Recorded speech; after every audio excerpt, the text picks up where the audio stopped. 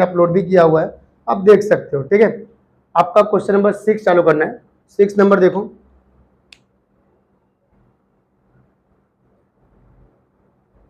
Okay. जो question आपका ध्यान देना, अगर आप क्वेश्चन ध्यान सुनोगे ना तो ये क्वेश्चन आपको एमसीक्यू में भी आ चुका है।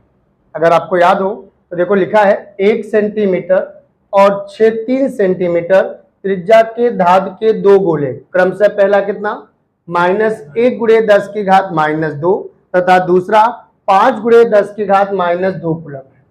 आवेश दिया गया है, यदि इनको एक चालक तार से जोड़ दिया जाए तो बड़े गोले पर अंतिम आवेश कितना होगा। अंतिम आवेश कितना होगा। आपको याद होगा पहला जो अपने आपको जब पहला एमसीक्यू कराया था, फर्स्ट क्वेश्चन चेंज कर दो, फर्स्ट क्वेश्चन लो। फर्स्ट क्वेश्चन देखो यही था ना, R1 और R2 दो त्रिज्या को क्या किया था, गोली चालक से क्या किया था, तार से जोड़ दिया था। आपको याद होगा ना कि जब हम तार से जोड़े थे तो दोनों के लिए विभव का मान क्या होता है, समान होता है। यहां भी सेम वही फॉर्मूला लगाएंगे, दोनों के लिए विभव का मान क्या होगा, समान होगा। चेंज कर दो।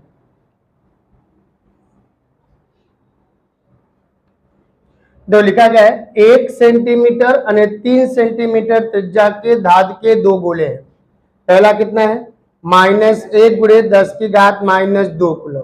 दूसरा कितना है, 5 × 10⁻² कूलम। मतलब पहली त्रिज्या R1 बराबर आपके पास है 1 सेंटीमीटर, R2 बराबर है अपने पास 3 सेंटीमीटर, Q1 अपने पास है -1 × 10⁻² कूलम, Q2 कितना है 5 × 10⁻² कूलम। दोनों गोलों को किससे जोड़ दिया गया बेटा, चालक तार से। याद हो आपको बताया भी था कि अगर कभी भी दो गोलों को एक दूसरे के साथ जोड़ दिया जाए तो याद है उनके बीच विभव का मान क्या हो जाता है, समान हो जाता है। ये थोड़ा सा हम सेकंड चैप्टर का यहाँ दे दिया है, फर्स्ट चैप्टर में दे दिया है, तो क्या करें। यहाँ देखो V1 बराबर कौन है, V2 है। अब करेंगे क्या, V बराबर आपका फॉर्मूला होता है KQ/R1। दूसरे के लिए चलो तो KQ2/R2। K से K क्या हुआ, कट गया। हमें क्या पूछा है, बड़े गोले पर अंतिम आवेश, बड़े गोले पर अंतिम आवेश, ये ना। अब एक चीज देखो, क्रॉस क्या कर सकता हूं, गुणा कर सकता हूं। अगर गुणा करेंगे तो क्या आएगा, देखो Q1/R1 बराबर Q2/R2। अगर मैं इसको यहां ला दूं तो क्या लिखोगे, Q1/Q2 बराबर यहां चला जाएगा तो क्या आएगा R1/R2। क्रॉस गुणा कर दूं या छोड़ो, हमें किस पे चाहिए, पहले गोले पर, बड़े गोले पर अपने को क्या चाहिए, ये छोटा गोला है और ये कौन सा है, पता कैसे चलेगा। देखो बड़े गोले की त्रिज्या कितना है, 3 सेंटीमीटर, छोटे गोले की त्रिज्या क्या है। अब देखो अगर हमें यहाँ चाहिए तो इसका करो भाई, ऊपर इसको नीचे इसको लाके प्लस करो तो Q1/Q1 + Q2 ये भी प्लस हो जाएगा, नीचे R1 प्लस चौकड़ी क्या कर सकता हूँ, इसका गुणा कर सकता हूँ या नहीं। अगर आप उल्टा करना है तो उल्टा कर लो, Q1 + Q2 इसको ऊपर प्लस किया, बटे में क्या आएगा, यहाँ क्या आएगा R2/R1, ये भी ऊपर सॉरी R1/R2 है ना। अगर इसको ऊपर प्लस किया तो ये भी ऊपर जाके क्या हो जाएगा, प्लस हो जाएगा। होगा कि नहीं होगा। अब हमें चाहिए Q2, तो Q1 + Q2/Q2 बराबर R1 + R2/R2। उल्टा कर दो, Q2/Q1 + Q2 बराबर R2/R1 + R2। क्रॉस मल्टीप्लाई कर दो तो R2/R1 + R2 into Q1 + Q2। अब कीमत रख लोगे आपका आंसर आ जाएगा। अच्छा R2 का मान कितना है तुम्हारे पास, 3 सेंटीमीटर ना। R1 का मान कितना है, 1 सेंटीमीटर, सेंटीमीटर रहने तो बाद में काट दूंगा। R2 का मान 3 सेंटीमीटर ना। Q1 का मान कितना है, -1 × 10⁻3 सॉरी 2, दूसरे का 5 × 10⁻²। अच्छा 3 नीचे आ जाएगा 4 सेंटीमीटर, कोई प्रॉब्लम, 3 और 1 4, यहाँ घट जाएगा ना तो कितना आएगा 4 × 10⁻², 0 0 4 4, अपने पास कितना आया 3 × 10⁻² कूलम आवेश। हो गया, क्लियर हो गया। एक बार वापस समझ लो, कोई भी अगर दो गोलों को एक दूसरे के साथ संपर्क करा दिया जाए, क्या करा दिया जाए? संपर्क। तो संपर्क कराने के पश्चात कह रहा है कि उनके बड़े गोले में आवेश कितना होगा। माने छोटे गोले में संपर्क करने के बाद आवेश क्या मान लिया? Q1 डैश, या इसको डैश मान लो, कोई फर्क नहीं है। और बड़े गोले में क्या मान लिया? Q2। हमने आपको बोला कभी भी दो गोलों को अगर संपर्क कराऊंगा तो उनके बीच विभव का मान क्या होगा? समान होता है। क्लियर? विभव का फॉर्मूला मैंने लास्ट लेक्चर में बताया हूं कि Q अपॉन क्या होता है? R। पहला है तो R1 और क्या आएगा? Q1 R1। नहीं, दूसरे में Q2 अपॉन R2। के कट गया, यहाँ जाएगा, यहाँ चलाएगा। उल्टा भी करना, कोई फर्क नहीं। तुम इसको यहाँ, इसको यहाँ लाओ, कोई फर्क पड़ने वाला नहीं। क्या करना है? Q2 क्या लाओ? तो लाओगे तो Q1 बटे में Q2, तो इधर जाएगा तो R1 बटे में R2। भैया हम जानते हैं ये माइनस इधर है, इसको ऊपर ले जाके क्या कर रहा हूं? प्लस कर रहा हूं। क्यों कर रहा हूं? क्योंकि हमें Q2 चाहिए अपने को, ये ऊपर जाके प्लस हो जाएगा। तो R1 plus R2 upon R2। तुम्हारी इच्छा, भी सॉल्व करो चाहे इसको उल्टा कर लो, तुम्हारी इच्छा। अभी करना है उल्टा करो, उल्टा कर लो। Q2 अपॉन क्या लिख सकता हो? Q1 प्लस Q2, तो R2 upon R1 plus R2। Cross multiply कर दो। क्रॉस मल्टीप्लाई किया तो Q2 बराबर निकालो तो R2 upon R1 plus R2 into Q1 plus Q2। अब कीमत तो रख ही सकता हूं, रख सकता हूं, रख सकता हूं। अब R2 का मान कितना है बेटा? R1 का मान 1 सेंटीमीटर, R2 का मान 3 सेंटीमीटर। Q1 का मान है -1 गुणे 10 की घात -2, Q2 का 5 गुणे 10 की घात -2। ठीक है, अब इसको जोड़ा तो ऊपर आया 3 सेंटीमीटर, नीचे आया 4 सेंटीमीटर। यहां काटा, 5 में से 1 गया, 4 आएगा। 4 गुणे 10 की -2 सेंटीमीटर, सेंटीमीटर कट गया, 4 से 4 कट गया। अपने पास आया 3 गुणे 10 की घात -2 कूलम। अगर यही बड़े वाले गोले में ना पूछ के छोटे वाले गोले में पूछता तब अपने को क्या निकालना था? Q1। तो ऊपर प्लस ना करके कहां प्लस करता? नीचे प्लस करता। क्लियर हो गया? आपका कौन सा ऑप्शन सही है? बी वाला ऑप्शन आपका सही है। किसी को डाउट्स? नेक्स्ट सवाल।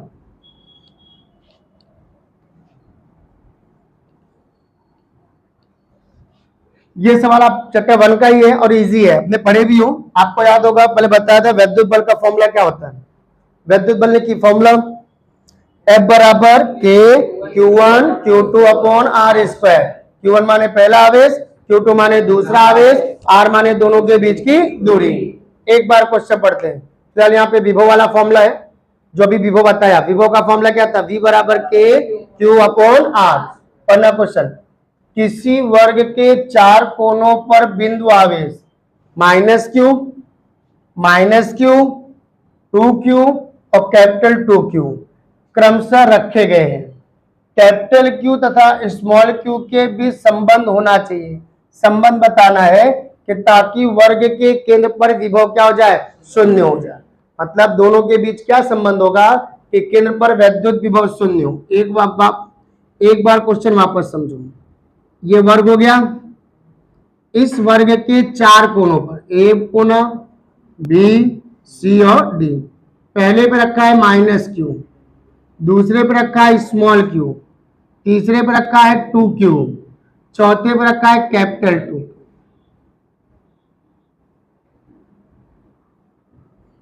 दो स्मॉल q और दो क्या है? Capital q। अब बताइए कौन है? केंद्र है ना। केंद्र से सबकी दूरी क्या होती है? R। अब चाहो तुम्हारी इच्छा में मान निकालो, नहीं इच्छा रहने दो। अब बताओ यहाँ पे कितने विभव उत्पन्न होंगे? 4। एक पहले के कारण, एक दूसरे के कारण और एक तो कुल विभव निकाल लो। कुल विभव माने सबको क्या करूंगा? जोड़ दूंगा। तो विभव V बराबर V1 plus V2 plus V3 plus V4। ये तो 0 हो जाएगा। क्यों 0 होगा? क्योंकि लिखा है ना केंद्र पर परिणामी वैद्युत विभव क्या शून्य है। विभव अदिश राशि है और अदिश राशि होने की वजह से उसमें दिशा सहित बात करेंगे।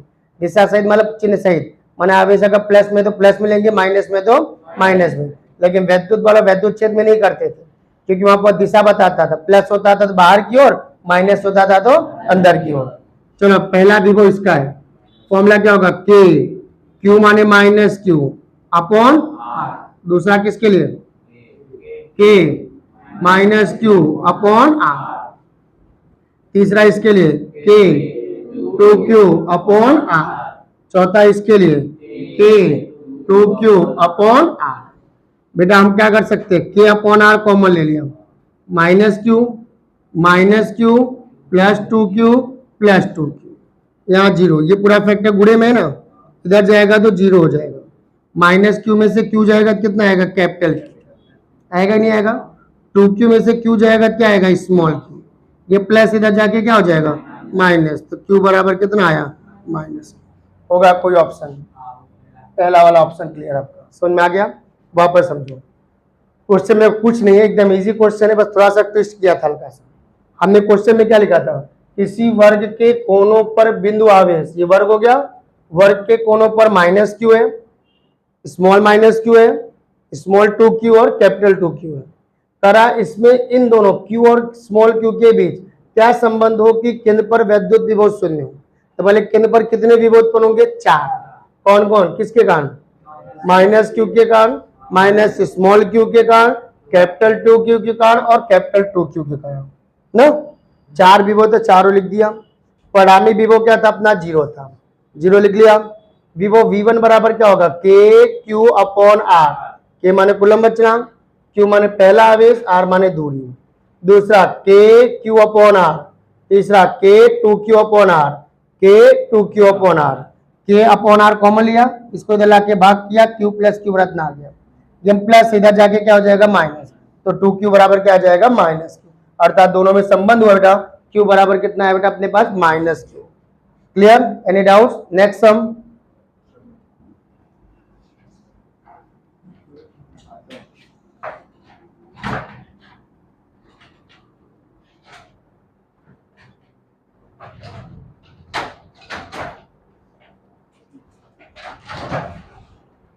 वीआईपी डोर है भाई। चलो देखो ये सवाल आपका आ चुका है, एमसीक्यू में लगभग आ चुका है सवाल, ये सवाल एमसीक्यू में आया हुआ, और एमसीक्यू अगर आप देखोगे जो मैंने आपको 50 एमसीक्यू उसमें मिलेगा। देखो दो धन आयनों के बीच की दूरी स्मॉल डी है, दो धन आयन है, दोनों के बीच की दूरी कितना है, प्रत्येक पर कितना आवेश है, क्यू आवेश है। यदि इन दोनों आयनों के बीच एक प्रत्याकर्षण बल, मतलब प्रतिकर्षण बल, थोड़ा सा गलत टाइपिंग हुआ है, बल F हो, तो प्रत्येक आयन में कितने इलेक्ट्रॉन लुप्त अतः अविद्यमान इलेक्ट्रॉन का आवेश होगा, मतलब वही कि कितने आवेश होंगे।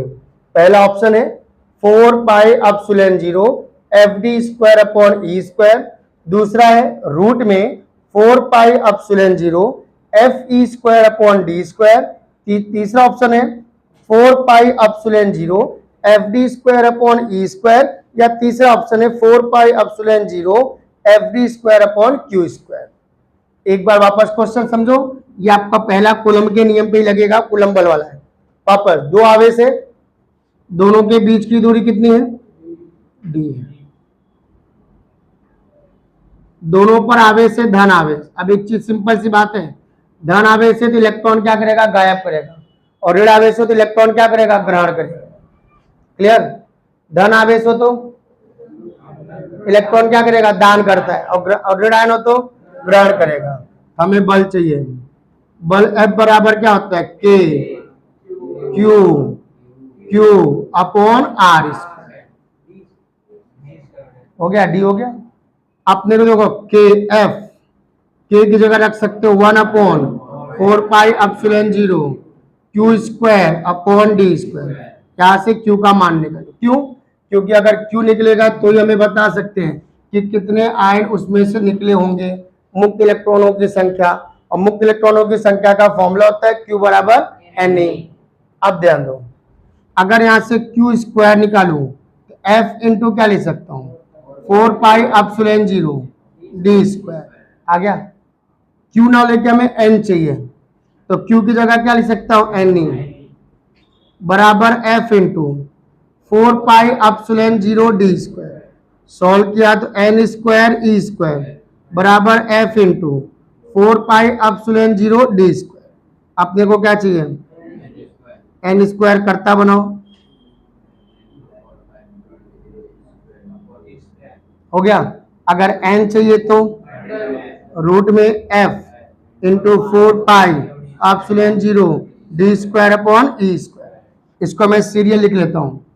सीरियल में कैसे लिखूंगा? 1/4 pi epsilon 0 F D square upon E square. है कोई ऑप्शन? सी ऑप्शन अपना सी है ना, सी वाला ऑप्शन आपका राइट है। ठीक है, कोई प्रॉब्लम? एक बार वापस क्वेश्चन समझ लो। लिखा है दो धन आयनों के बीच की दूरी कितनी है? कैपिटल डी है। दो धन आयन है। अब कर रहा है जो प्रत्येक पर कितना आवेश है। अब सिंपल सी बात है, धन अगर आयन यहां बोला है तो धन आयन है तो इलेक्ट्रॉन क्या करेगा? मुक्त करेगा। बीच की दूरी डी है, प्रत्येक पर क्यू आवेश है। इन दोनों आयनों के बीच प्रतिकर्षण बल एफ हो। दोनों आयनों के बीच क्या हो? प्रतिकर्षण बल एफ हो। तो प्रत्येक आयन में कितने इलेक्ट्रॉन लुप्त होंगे? लुप्त माने कितने इलेक्ट्रॉन निकलेंगे। सिंपल सी बात है यार, इलेक्ट्रॉनों की संख्या अगर चाहिए तो पहले बल का फॉर्मूला लगाना पड़ेगा। क्यों बल का लगाया? क्योंकि यहाँ लिखा है प्रतिकर्षण बल कौन काम कर रहा है? एफ। अब विद्युत बल का फॉर्मूला था ना, एफ बराबर के Q1 Q2 upon R square. के मान Q1 पहला आवेश, Q2 माने दूसरा आवेश, आर माने दोनों के बीच की दूरी। अच्छा, Q इंटू क्यू क्या हो जाएगा? Q square. अपने को क्यू स्क्वायर चाहिए, ये पूरा गुणा है ना, भाग इधर जाके क्या हो जाएगा? गुणा हो जाएगा। हमें क्यू ना लेके एन चाहिए तो क्यू बराबर क्या लगाया? एन ई स्क्वायर किया तो एन स्क्वायर ई स्क्वायर बराबर F into 4 pi epsilon 0 D square.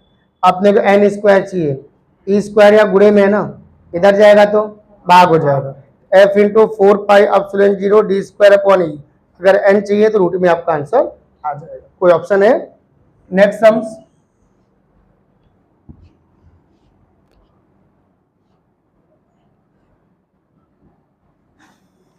देखो क्वेश्चन समझोगे ना तो आपको आंसर तुरंत पता चल जाएगा। और ये क्वेश्चन कोई बड़ा नहीं है। क्वेश्चन मेरा केवल ऑप्शन देख के आप ऊट पटांग लग रहा हूं कितना बड़ा कहां से आ गया। देखो लिखा है एक इलेक्ट्रॉन हाइड्रोजन अणु के चारों ओर आर त्रिज्या के वृत्ताकार पथ पर क्या करता है? गति करता है। एक चीज पहले बताओ, हाइड्रोजन में अंदर कौन होता है? प्रोटॉन। न्यूक्लियस में इलेक्ट्रॉन न्यूक्लियस के चारों ओर क्या करता है? वृत्ताकार कक्षा में गति करता है। अच्छा, ये धन आवेश है और ये कौन है? तो उनके बीच कौन सा बल लगेगा? विद्युत बल। आज विद्युत बल का फॉर्मूला होता है एफ बराबर के Q1 माने प्लस ई, Q2 माने माइनस ई। मैंने आपको बताया था माइनस से कोई मतलब नहीं है। हाँ, यहाँ पे कौन सा बल लग रहा है? आकर्षण लग रहा है, इसलिए क्या आएगा? माइनस। आकर्षण लग रहा है इसलिए क्या लगा सकते हो? माइनस। अपॉन क्या आएगा? R square. कोई प्रॉब्लम? अगर यहाँ पे सदिश स्वरूप लूं, यहाँ पे क्या लगाते हो? आर के पे क्या लिख सकते हो? Minus K E square upon R square into क्या आ गया? आर के। कोई है ऑप्शन में? नहीं है। कहाँ है? यहाँ पे क्यूब है और अपना है ये कैप पे नहीं। तो पहले आर कैप को चेंज कर दूं। आर कैप को बोलते हैं एकांक सदिश। आर कैप को क्या कहते हैं?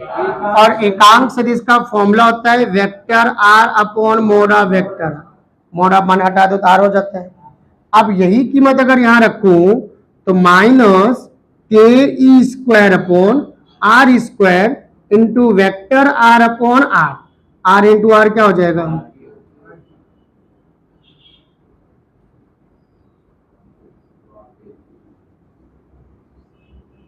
हो गया। ये आपका आ गया कौन सा?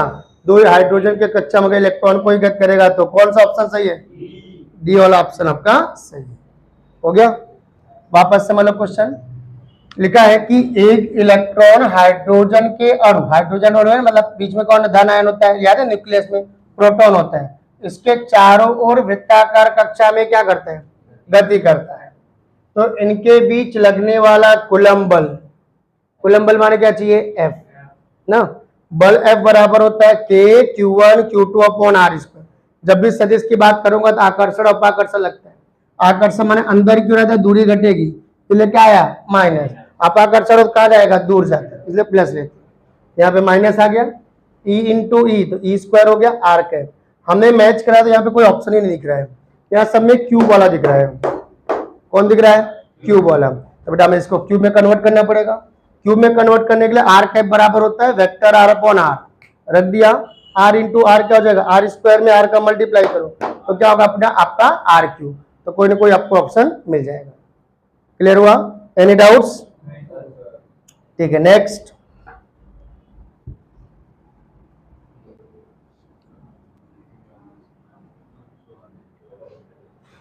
देखो ये क्वेश्चन तो आप खुद ही समझ सकते हो, ये वाला क्वेश्चन थ्योरी में ही आ चुका है। यदि दो आवेशों के बीच के विद्युतशीलता वाला माध्यम, विद्युतशीलता माने डाइलेक्ट्रिक माध्यम रख दिया जाए तब उनके बीच लगने वाला बल k गुना कम होगा, k गुना बढ़ जाएगा, समान रहेगा या 1/k² हो जाएगा ना। पहला क्या करें, k गुना कम होगा, k गुना क्या हो जाएगा भाई, k गुना कम होगा, k बढ़ कम होगा या समान होगा या 1/k² गुना हो जाएगा। देखते बेटा भाई ध्यान दो, कुछ नहीं है, डाइलेक्ट्रिक माध्यम में रखा ना, आपको याद होगा कि किसी भी आवेश को जब डाइलेक्ट्रिक माध्यम में रखते हो तो Fm बराबर होता है F/k। अब बताओ समानुपाती हुआ कि विलोमानुपाती हुआ? विलोमानुपाती। विलोमानुपाती का रूल क्या था, अगर k का मान बढ़ेगा